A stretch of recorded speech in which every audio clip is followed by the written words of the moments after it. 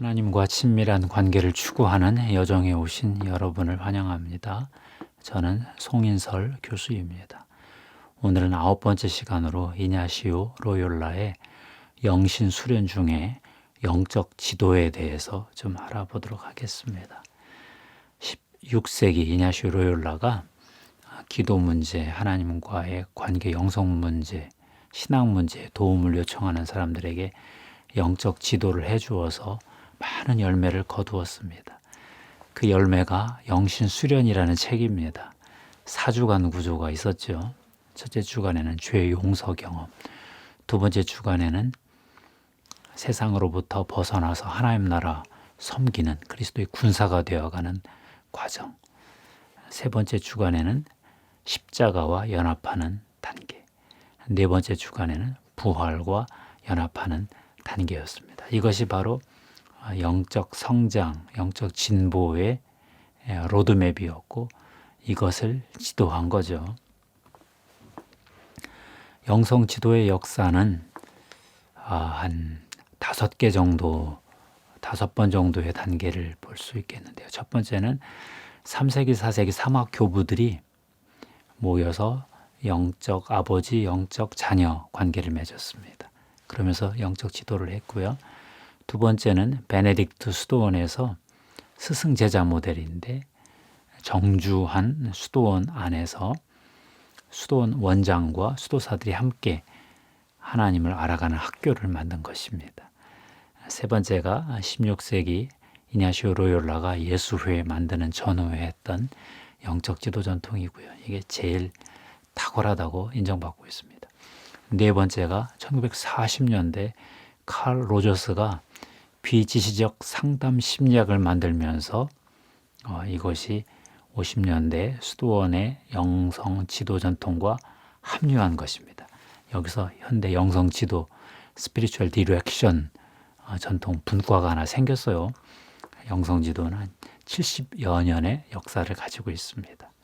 다섯 번째로 1970년대에 이게 붐이 일어나서 번창했고요.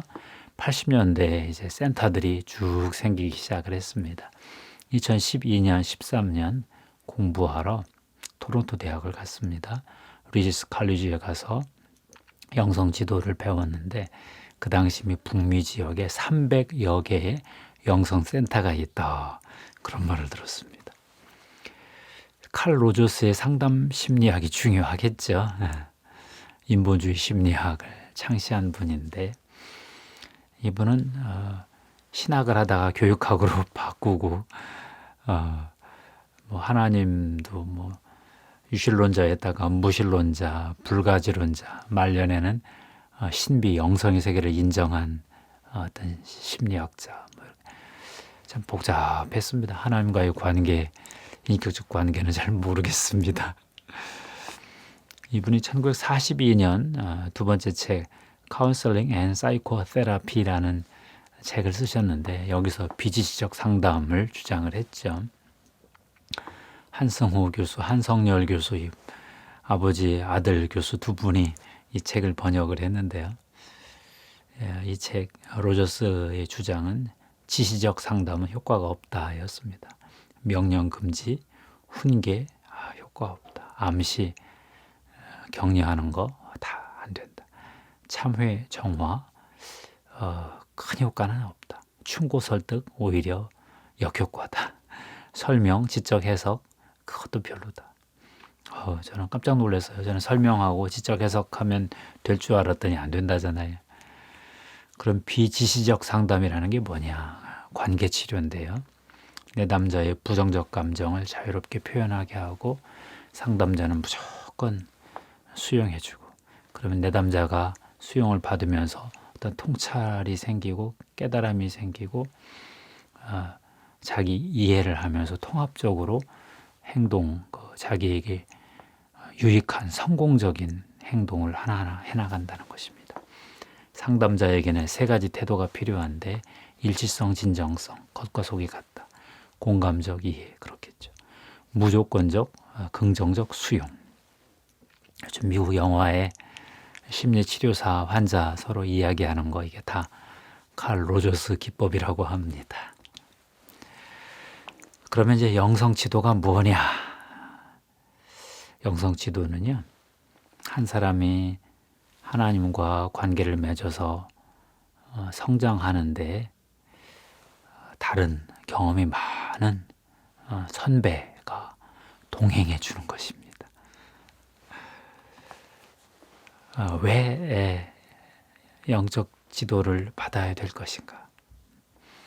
상담이나 심리치료는 문제 해결이거든요. 그런데 영성 지도는 하나님과의 관계의 심화예요.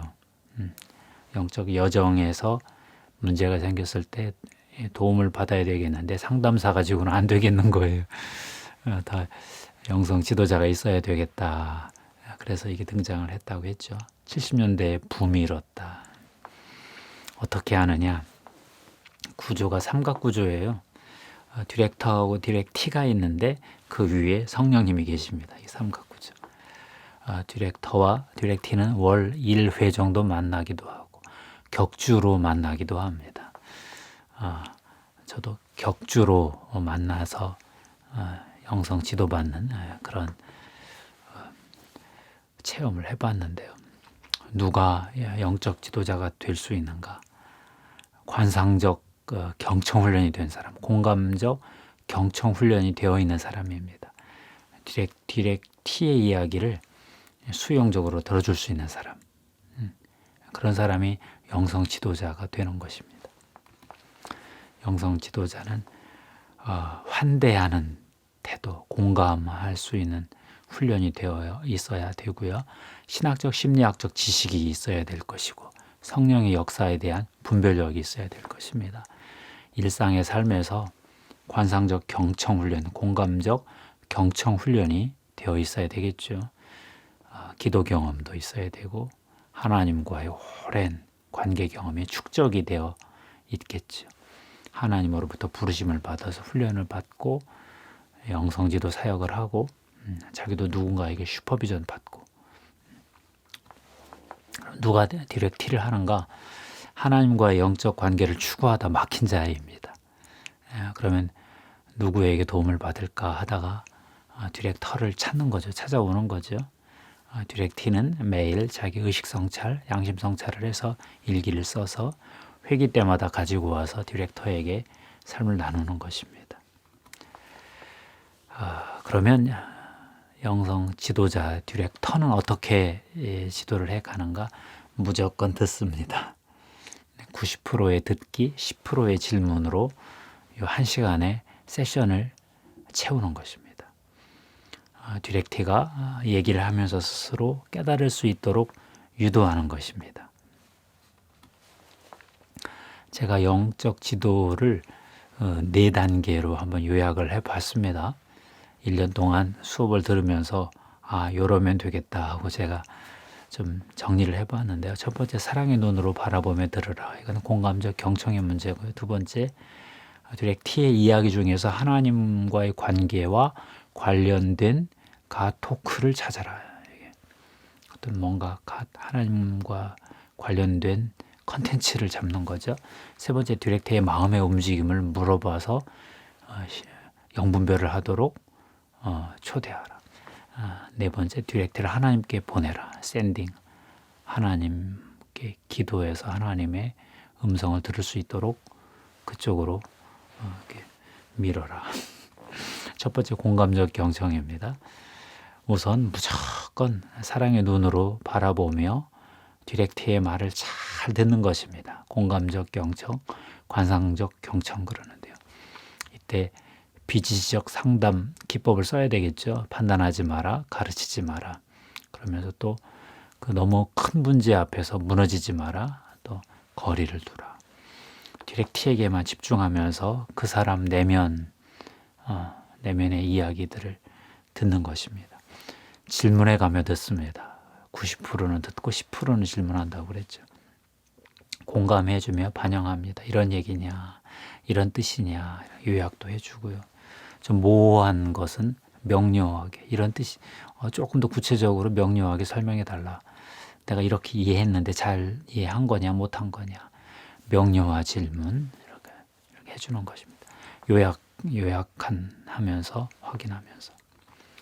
두 번째, 영성 지도자 디렉터가 들으면서 디렉티의 이야기 중에 하나님과 관련된 컨텐츠를 찾는 것입니다. 예를 들면 관계 문제, 용서 문제, 감정 문제 이런 건데요. 하나님에 대해서 간접적으로 말하는 것이 있거든요. 하나님 얘기를 안 하는데 하나님 얘기야. 하나님과의 관계에 대해서 긍정적으로 말하는 것도 찾고 부정적으로 말하는 것도 찾는 것입니다. 주로 부정적인 얘기가 많겠죠. 그럼 세 번째 분별하도록 초대를 하는 건데요. 디렉티의 마음의 움직임을 물어보는 것입니다. 분별, 디설멘트. 그 얘기를 할 때 내 마음의 감정이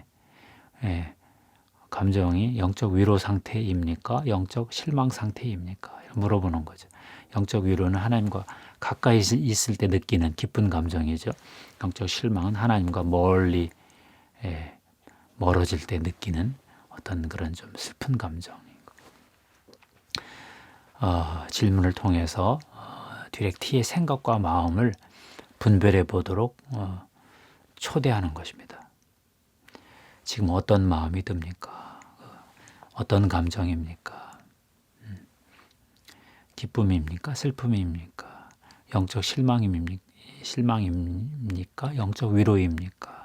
이렇게 물어보는 거예요. 그 다음 네 번째 마지막으로 결정적으로 하나님께 인도합니다.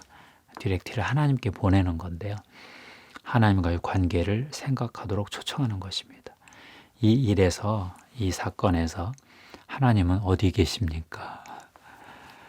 이 일에서 하나님이 어떻게 느껴지십니까? 얼마나 어떤 거리에 계신 것 같습니까?